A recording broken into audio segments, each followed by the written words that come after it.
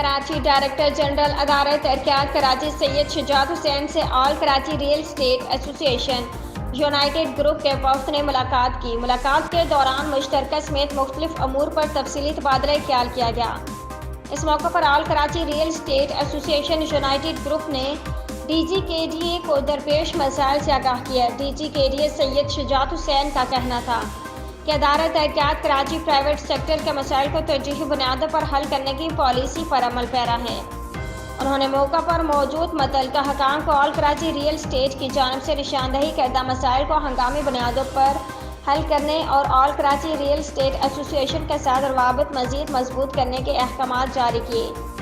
وفد نے کے ڈی اے اور آل کراچی ریئل اسٹیٹ ایسوسی ایشن کے مشترکہ کمیٹی کو فعال کرنے کی درخواست کرتے ہوئے ڈی جی کے ڈی اے سید شجاعت حسین کے مثبت اقدامات کی ہر سطح پر تائید و حمایت کا اعادہ کیا۔ ڈی جی کے ڈی اے سید شجاعت حسین نے کہا کہ لینڈ سے متعلق تمام فائلوں کی ویریفیکیشن اور ریکارڈز کو مکمل طور پر کمپیوٹرائزڈ کرنے کا عمل تیزی سے جاری ہے۔ مذکورہ عمل مکمل ہونے کی صورت میں لینڈ سے متعلق مسائل میں نمایاں کمی آئے گی۔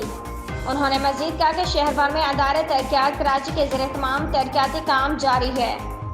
سرجانی ٹاؤن کے مختلف بلاک میں گزشتہ کئی برس سے ترقیاتی کام عمل تعطل کا شکار تھا۔ حال ہی میں کراچی ڈیولپمنٹ اتھارٹی کی جانب سے مذکورہ بلاکس میں روڈ کارپیٹنگ اور سیوریج نظام ڈالنے کا عمل جاری ہے، جس کا مقصد مقامی شہریوں کو بنیادی سہولتیں فراہم کرنا ہے۔